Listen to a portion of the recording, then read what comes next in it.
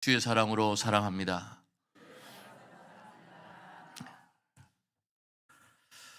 5월은 가정의 달입니다. 하나님께서 우리에게 허락하신 귀한 가정, 우리가 이 가정에 대해서 한번 주의 말씀 가운데 어떠한 주님의 뜻이 계신가 우리 한번 되짚어보는 귀한 시간이 되었으면 좋겠습니다. 질문 하나 드립니다. 갓 100일이 된 여러분의 아들을 두고 누가 와서 내가 대신 키워줄 테니까 30억은 내시오. 그러면 내시겠습니까? 돈이 너무 많으니까 조금 적으면 줄 수도 있겠다 이렇게 생각하실 수도 있겠죠. 아니면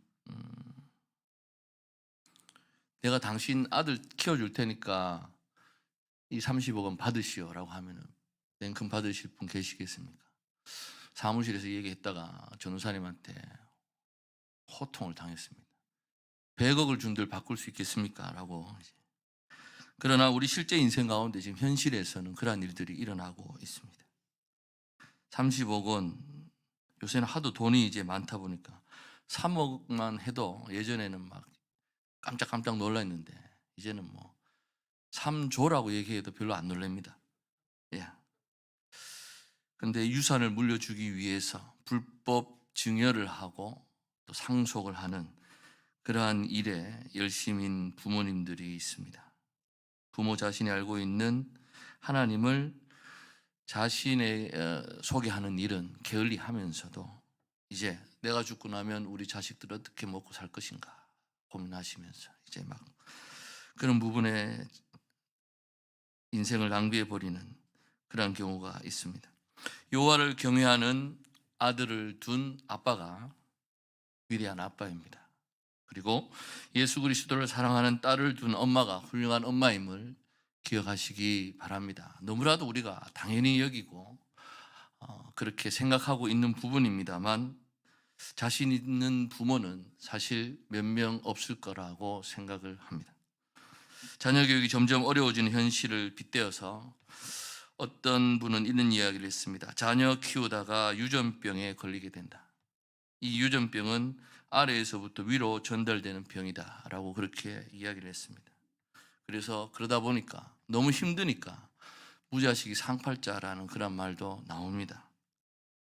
그러나 그러한 소리들은 그냥 한순간에 어려움에 나오는 푸념일 뿐이고 성경적으로 본다면 정말 아주 무식한 소리임을 우리는 기억해야 합니다. 시편 127편 3편의 3절에 보라 자식들은 여호와의 기업이요 태의 열매는 그의 상급이로다 말씀합니다. 자녀는 하나님께서 우리에게 주신 선물입니다. 우리 인생을 든든하고 풍요롭고 감미롭게 해주는 하나님의 선물임을 기억하여야 할 것입니다. 그렇기 때문에 그런 분들이 있죠. 내가 저는 성주 배씨입니다만 가문을 얘기하면서 몇 대 손 양반 가문이야 라고 그런데 목매시는 분들도 있습니다만은 우리는 그런 부분에 목을 안 맸으면 좋겠습니다. 우리가 가꾸어야 할 것이 무엇입니까? 영적으로 뼈대 있는 가문을 우리가 가꾸어야 하는 것입니다. 그렇기 때문에 하나님께서 우리 가정과 우리 가문에 대해서 어떤 점수를 주시는가 하는 것에 대해서 우리는 신경을 바짝 써야 될 것입니다. 오늘 본문 말씀을 통해서 과연 영적으로 뼈대 있는 가문을 우리가 세워나가려고 한다면 어떤 지침들이 필요할 것인가를 한번 나눠보는 시간이 되었으면 좋겠습니다. 오늘 7절 말씀에 보면 내 자녀에게 부지런히 가르치며 집에 앉았을 때이든지 길을 갈 때이든지 누워있을 때이든지 일어날 때이든지 이 말씀을 강론할 것이며 라고 말씀하고 있습니다. 아이들에게 말씀을 가르치고 강론할 것을 하나님이 명령하고 계시는데 누구에게 명령하고 있습니까? 목사나 교역자나 주일학교 교사가 아니라 부모에게 명령하고 계십니다. 너희 부모가 너희 자녀들을 부지런히 가르치며 하나님의 말씀을 강론하라 라고 말씀하고 계십니다. 그것이 말씀을 가르치는 것이 우리의 삶 속에서 빠져 있다면 부모로서 우리는 결정적인 책임, 부모의 책임을 등한시하고 있다라는 것을 우리는 기억해야 합니다. 일상생활 속에서 어떤 한 개인의 인생의 틀을 잡아주는 것이 가정일 것입니다. 인생관을 형성시켜주고 인생의 방향을 설정시켜 주면서 어떠한 일을 하면서 살아갈 것인가가 결정되는 것이 가정에서 벌어집니다. 그렇기 때문에 우리는 이 가정을 신앙의 가정으로 만들기 위해서 어떻게 해야 할 것인가 생각해 봐야 될 것입니다. 가정 예배를 드리시기 바랍니다. 그리고 아이를 위해서 기도해 주시기 바랍니다. 자기 전에 아이의 머리에 손을 얹고 기도해 주시기 바랍니다. 새벽 기도 다녀오셔서, 그러면 이제 새벽 기도를 먼저 나와야겠죠, 그죠? 새벽 기도 다녀오셔서 자고 있는 아이 머리 위에 손을 얹고 기도하셔도 좋습니다.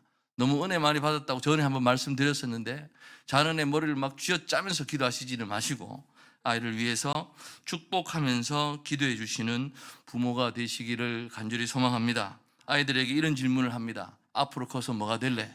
질문을 바꾸시기 바랍니다.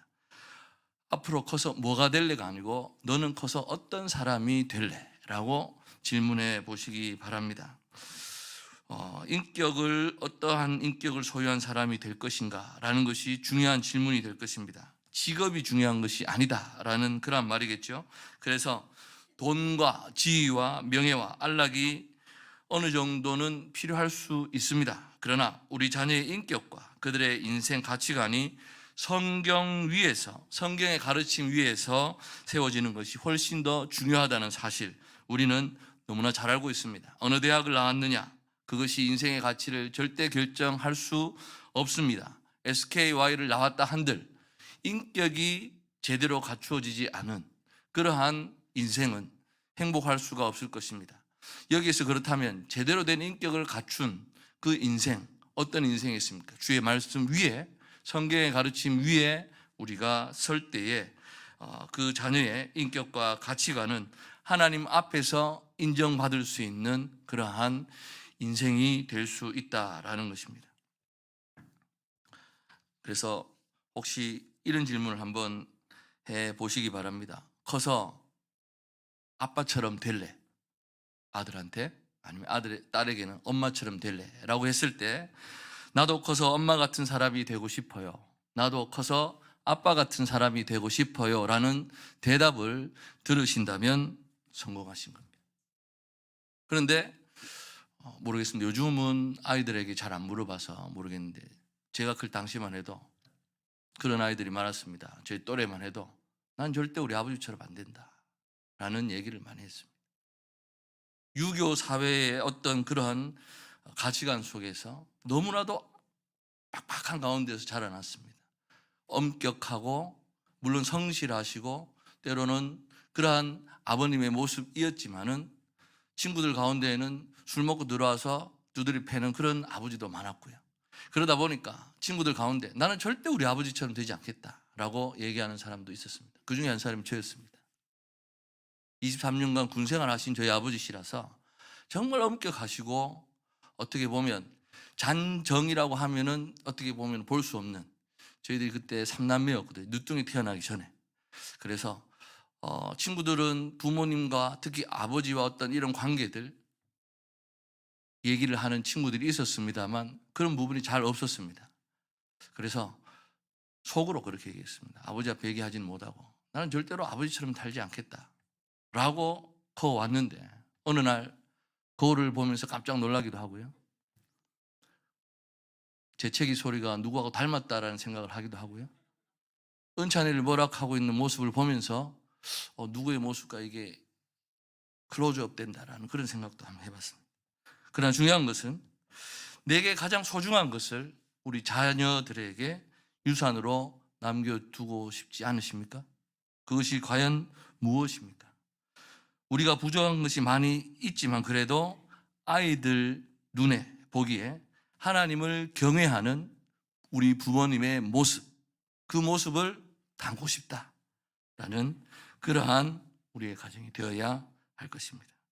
그렇기 때문에 우리는 아이들을 키워나갈 때 하나님이 좋아요, 엄마 아빠가 좋아하는 그 하나님이 나도 좋아요 라고 하는 아이들의 고백을 우리가 들을 수 있도록 해야 할 것입니다. 그래서 어떤 분은 이렇게 이야기합니다. 엄마 아빠는 집으로 출근해야 된다. 그 의미가 무엇입니까?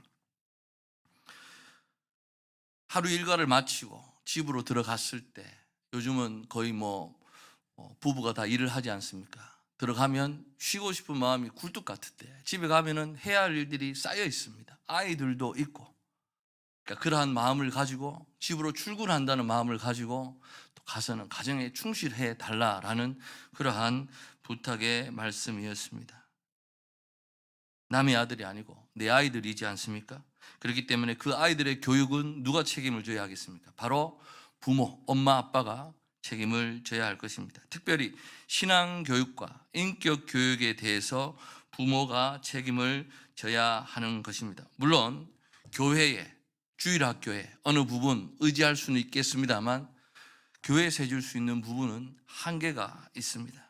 그래서 자녀 교육의 주된 책임은 바로 부모에게 있다고 오늘 말씀에도 하나님께서 명령하고 계십니다. 그렇기 때문에 여러분에게 책임이 있음을 부인하지 마시기 바랍니다. 물론 지금 이 자리에 앉아 계시는 분들, 자식들을 이제 어느 정도 다 키우시고 출가시키시고 하신 우리 어르신들 분이십니다만, 그러나 그렇다고 해서 이 아이들이 관계가 없는 것이 아니지 않습니까? 그렇기 때문에 우리들은 아이들을 교육하는 것이 내 인생의 가장 중요한 책임 가운데 하나이면서, 그리고 하나님 앞에 부여받은 사명임을 기억하셨으면 좋겠습니다. 그리하여서 그렇다면 어떻게 해야 할 것인가?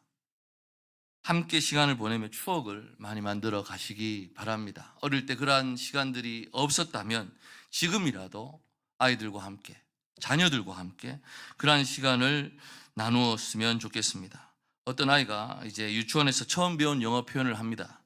Give me alone. 원래는 give me alone이 아닙니다. Leave me alone입니다. 나 좀 내버려 두세요 라는 영어 표현인데, 이제 잘못 들어서 집에 와서 give me alone.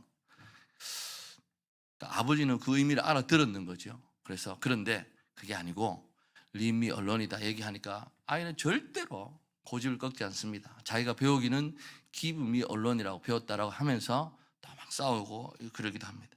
여기서 말하고 있는 것은 그만큼 대화를 하면서 우리끼리만 알고 있는, 우리 가족끼리만 알고 있는 그 무엇이 있어야 할 것입니다. 공유하는 바가 있어야 합니다. 하나만 소개하면은, 자기 전에 저는 은찬이하고 인사를 합니다. 제가 만든 건 아닌데 인사를 하자고 얼마 전부터, 한 몇 달 전부터 찾아왔습니다. 그런데 이제 그냥 안녕히 주무세요 뽀뽀하고 가는 그 수준이 아니라 굿나잇 베이비, 굿나잇 때 사랑해요 하면서 이제 뽀뽀를 하는 그게 있는데, 이걸 율동을 만드는 거예요. 그래서 지금 4탄까지 나왔습니다. 그래가지고 처음에 1탄을 할 때는 짧았습니다. 그냥 한번 허그 한번 하고 이렇게 얘기하고 하는데, 그 다음에는 태권도를 배우니까 태권도를 가지고 이제 하는 거예요. 그래서 굿나잇 베이비 이렇게 하면서 또 뽀뽀하고 이제 4탄까지 합니다. 그래서 때로는 귀찮을 때도 있고 이걸 꼭 해야 되나 싶을 때도 있습니다만, 아이에게 있어서 이거 하나는 무언가 거쳐야 하는 그러한 과정이라고 생각을 합니다. 그리고 들려옵니다. 잘 때 되면 엄마가 아빠한테 가서 인사하고 와 이렇게 얘기를 합니다. 그러면 이제 와서 둘이 이제 율동을 하는 거죠. 굿나잇 베이비, 굿나잇 때 4번을 하고 그렇게 이제 갑니다. 근데 이제 좀 제가 늦게 들어갈 때는 먼저 자고 있습니다. 그럴 때는 가서 또 자는 애를 깨워서 할 수는 없지 않습니까? 그래서 한번 쓰다듬어 주고 기도해 주고 그렇게 이제 잘 때도 있습니다만, 말씀드리고 싶은 것은 가족 안에서 자녀들과 함께 공유할 수 있는 무언가를 만들어 가셨으면 좋겠습니다. 영국의 유명한 철학가고 정치가였던 외교관 아담스가 일기장에 이런 기록을 남겼습니다. 나는 오늘 아들과 함께 낚시를 갔다. 하루를 낭비해버리고 말았다. 같은 날 그의 아들의 일기장에는 이렇게 기록되었습니다. 나는 오늘 아빠와 함께 낚시를 갔다. 내 생애 최고의 날이었다. 똑같은 일을 겪고 다른 내용의 일기가 기록된 것을 봅니다. 모든 아이들에게 아빠는 영웅입니다. 자기 아빠가 전지전능한 줄 그렇게 알고 있습니다. 바쁘시더라도 시간을 내서 자녀들과 함께 같이 추억거리를 쌓으시기를 바랍니다. 시간을 보내야 합니다. 그러려면은 내가 해야 할 부분을 포기를 하고 아이들에게 시간을 내어 주어야 하겠죠. 그래서 어르신들께 부탁드리고 싶은 것은 손주, 손녀들 체크를 하시기 바랍니다. 매일 전화를 하십시오. 아이들에게 전화를 해서 특별한 내용 안 하셔도 됩니다. 뭐 하노? 오늘 뭐 했노? 밥 먹었나? 엄마는 뭐 하노? 아빠는 뭐 하노? 그렇게 묻고, 그래 엄마 아빠 말씀 잘 듣고 그래 내일 또 만나 라고 전화를 매일매일 해주시기 바랍니다. 전화를 매일매일 하시면 아이들도 이제는 그 시간이 돼서 할아버지 전화가 안 오면 오늘 할아버지가 왜 전화가 안 오시지 하면서 본인이 하게 됩니다. 그런 부분들을 하나씩 하나씩 만들어 가셨으면 좋겠습니다. 그리고 또 한 가지, 격려와 훈계의 균형을 유지하시기 바랍니다. 아이들의 어떤 이야기에 반응을 좀 크게 해주시기 바랍니다. 어떤 아이가 엄마 2등 했어요 하면서 성적표를 가지고 왔습니다. 2등 했다고. 2등 했으면 잘한 거 아닙니까? 그런데 엄마의 반응이 띨띨합니다. 1등은 누가 했는데? 라고 그렇게 묻습니다. 혹시 자녀들에게 본인의 성적표를 보여주신 분 있습니까? 혹시 성적표 한번 보여주신 분, 자녀의 성적표와 비교했을 때 내 성적표가 월등히 낫다라고 자신 있으신 분 있으십니까? 잘 없으실 겁니다. 그럼에도 불구하고 우리 부모님들은 자식들에게 요구를 합니다. 때로는 화를 내면서 아이들을 꾸짖을 때가 있습니다. 그러나 그러할 때에 우리는 절제할 수 있는 그러한 능력이 우리에게는 필요합니다. 왜냐하면 아이들은 취급 대상인 하나의 그릇과 같이 생각하시면 됩니다. 잘못 다루었을 경우에는 깨지기 쉬운 아이들입니다. 그래서 잘못했는 것은 왜 잘못했는지 지적해 줄 필요가 있습니다. 그러나 그런 지적 이후에는 15개 이상의 칭찬을, 격려를 꼭 해주시기 바랍니다. 왜 1등을 못했냐는 부모들, 3등을 한 것이 두려워서 부모님 앞에 성적표를 내지 못한 아이들이 있을 수가 있습니다. 어떤 분이 이런 글을 남겼습니다. 비난 속에 자라는 아이는 나중에 저주하는 아이가 됩니다. 적대감 속에 성장하는 아이는 싸우기를 잘하는 아이로, 공포 가운데 자라나는 아이는 눈치만 보는 모습으로, 동정만 받던 아이는 자신감이 없는 아이로, 질투 가운데 성장한 아이는 죄책감에 사로잡히는 아이로 변해간다. 이것을 이제 바꾸자고 이야기합니다. 어떻게? 많은 격려를 받은 아이는 자신감이 넘치는 아이로, 관용을 많이 경험한 아이는 인내심이 강한 아이로, 사랑을 받으며 성장한 아이는 사랑할 줄 아는 아이로, 칭찬을 많이 받은 아이는 감사할 줄 아는 아이로, 인정을 받으며 자란 아이는 인생의 목표를 갖는 아이로 성장한다. 그래서 우리의 가정 속에서 아이들과 함께 할 수 있는 추억의 시간을 많이 만드시고, 아이를 훈계함에 있어서도 반드시 격려와 함께 절제하면서 해주시면 좋겠습니다. 이제 그리고 나서 영적인 가문을 세워나가는 데 있어서 우리가 꼭 필요한 것, 내가 부모로서 하나님과의 관계를 먼저 점검하면서 아이들에게 본을 보이는 것이 필요하다, 이것입니다. 6장 6절에 이렇게 이야기합니다. 오늘 내가 내게 명하는 이 말씀을 너는 마음에 새기고 라고 했습니다. 자식을 교육하기 이전에 먼저 하나님께서 명하는 말씀을 부모인 우리가 마음에 새기라고 하나님 명령하고 계십니다. 그렇기 때문에 말로 가르치기 전에 우리의 인격과 삶을 통해서 아이들을 가르쳐야 할 것입니다. 아이들은 아빠와 엄마만을 바라보고 자랍니다. 엄마 아빠가 어떻게 하는지 아이들은 그대로 합니다.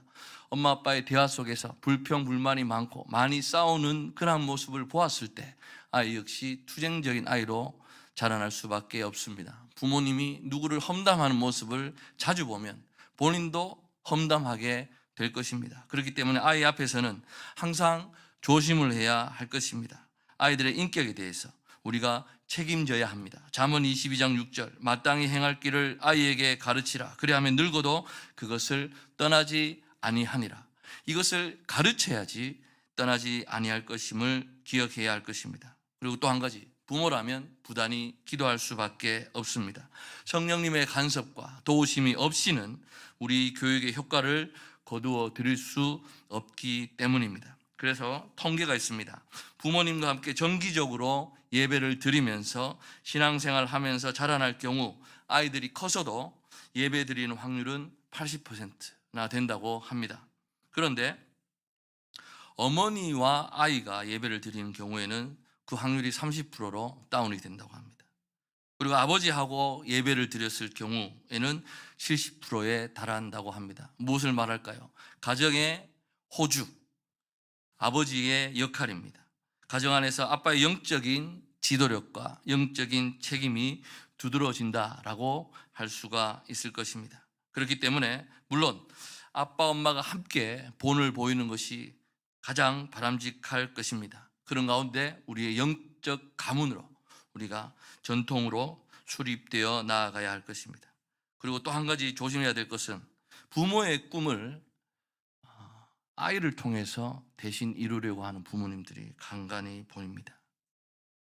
그래서 나도 그렇게 못 살았지만 너희는 그렇게 살지 않게 할 거야 라고 하면서 자녀를 어떤 자기 욕심을 성취시키는 도구로 오해해서는 안 될 것입니다. 그 아이에게 대한 하나님의 계획하심이 있음을 우리는 기도하면서 그 뜻이 이루어지도록 해야 할 것입니다. 하나님 앞에서 인정받는 영혼으로 아이들이 성장할 수 있도록 그리스도를 사랑하며 그리고 자랑하는 인격체로 성장할 수 있도록, 그리고 또 한 가지 성령의 능력을 의존할 줄 아는 그러한 인생이 될 수 있도록 기도드리는 부모야말로 영적인 가문을 세워나가는 그러한 부모일 것입니다. 그리고 난 다음에 이제 공부도 좀 잘하게 해달라고 기도해 주시고요. 돈 많이 버는 게 인생의 전부가 아닌 것을 이제는 깨달을 수 있을 때인 것입니다. 주의 나라와 의를 구하라. 그러면 이 모든 것을 너에게 더 하시리라. 주님 말씀하셨던 것처럼 더 아름다운 것을 추구하면서 우리 가문이 영적인 가문으로 바로 설 수 있기를 날마다 구해야 할 것입니다. 말씀을 정리하겠습니다. 아이들을 키우는 것은 연날리기와 비슷한 면이 있습니다. 연을 날려 보셨습니까? 연을 날리기 위해서 애를 많이 씁니다. 잘 뜨지도 않고 바람을 타고 연이 일단 올라갈 수 있을 정도로 연을 붙잡고 막 달려가기도 합니다. 그리고 갑자기 서서 방향을 바꾸기도 하고 이런저런 모든 방법을 동원해서 연이 날아갈 수 있도록 애를 씁니다. 그러다가 이제 연이 드디어 하늘로 이제 올라가죠. 그러면 실을 조금씩 풉니다. 풀면서 연이 마음껏 날 수 있도록 기뻐하면서 즐거워하면서 실을 풀고 또 풉니다. 아이들의 인생을 더 높이 뛰어보내기 위해서 부모들은 어떻게 보면 자기의 인생 전체를 희생한다라고 해도 과언이 아닐 것입니다. 이렇게 정성을 기울여서 아이들의 인생을 하늘에 우리가 띄운다고 생각하셔도 좋을 것입니다. 그런데 중요한 것은 그렇게 연을 날리다가 실이 툭 끊어질 때가 있습니다. 그러면 어떻게 될까요? 그 연은 그냥 방황하다가 어디 가서 떨어져 버리겠죠. 더 이상 부모의 영향력 아래 있지 않게 되는 날이 찾아오게 될 것입니다. 그때 자녀라고 하는 연은 점점 더 멀리 높게 날아갑니다. 그리고 그 줄은 끊어지게 되어 있습니다. 그러나 줄이 끊어지는 한이 있더라도 이미 그 아이들에게 전해준 성경적 가르침이 있다고 한다면 별로 걱정할 필요가 없다라는 것입니다. 한평생 부모님과 함께 자라면서 부모님이 어떻게 신앙생활 하셨는지 보고 자란 우리 아이들입니다. 그렇다면 자녀 교육을 주님 보시기에 제대로 했다고 우리는 또한 겸손하게 고백할 수가 있을 것입니다. 아이들을 위해서 평생 기도해 왔고 오늘도 기도하고 있고, 그렇기 때문에 함께 생활하지 못한다라고 하더라도, 자주 얼굴을 보지 못한다라고 하더라도 이미 잘 엮어놓은 기도의 줄이 있기 때문에 우리는 주님 안에서 우리와의 관계가 공고하다고 하는 그러한 겸손한 자신감이 우리 속에 있어야 할 것입니다. 하나님 말씀을 잘 가르치십시오. 성경적 가르침과 더불어서 본을 보이는 모습으로 아이들을 키우시기 바랍니다. 오랜 세월 전해준 진리를 우리 아이가 소중히 여기고 있기 때문에 그 줄이 끊어진다고 하여도 기도의 줄은 절대로 끊어질 수가 없을 것임을 기억하시기 바랍니다. 매일 밤마다 아이들을 위해서 기도하시고 잠든 모습을 바라보면서 그 옆에서 무릎을 꿇고 아이를 위해서 기도해 주시기 바랍니다. 그 그것이 바로 아이들에게 줄 수 있는 최대한의 선물이고 막강한 능력입니다. 기도의 능력을 아시는 분들은 이런 얘기를 합니다. 요즘 왜 자기 새벽기도 안 나가? 라고 얘기합니다. 자기는 안 나갑니다. 그런데 부인이 새벽기도 나가는 것을 격려를 합니다. 아이들도 이야기합니다. 엄마는 왜 새벽기도 안 나가요? 라고 묻습니다. 왜? 그랬더니 제 친구들 엄마들은 새벽기도 나가서 친구를 위해서 기도해 준대요 라고 합니다. 마찬가지입니다. 아이들에게 기도하는 모습을 보여주시기 바랍니다. 얘들이 자라고 중고등학생이 되면은 대화하는 것을 꺼려할 때가 있습니다. 얼마 좀 됐죠. 개그 콘서트에서 유행했던 프로 대화가 필요해. 얼마나 식구간에 대화가 없었으면 그런 프로가 생겼겠습니까마는 그렇다 하더라도 아이들은 다 봅니다. 과연 우리 엄마 우리 아빠가 나를 위해서 기도하는가, 엄마 아빠는 신앙인이라고 하면서 어떻게 신앙생활 하시는가라는 것을 다 보고 큽니다. 그렇기 때문에 부모로서 아이를 위해서 기도하는 모습을 보여주시기 바랍니다. 때로는 의도적이라도 시간을 정해놓고 기도하는 모습을 보여주시기 바랍니다. 그렇게 함으로써 날마다 그리스도의 이름을 위하여 영적으로 뼈대 있는 가문을 일으켜 세워나가시는 저와 여러분 되시기를 간절히 소망합니다. 기도하겠습니다. 하나님 아버지,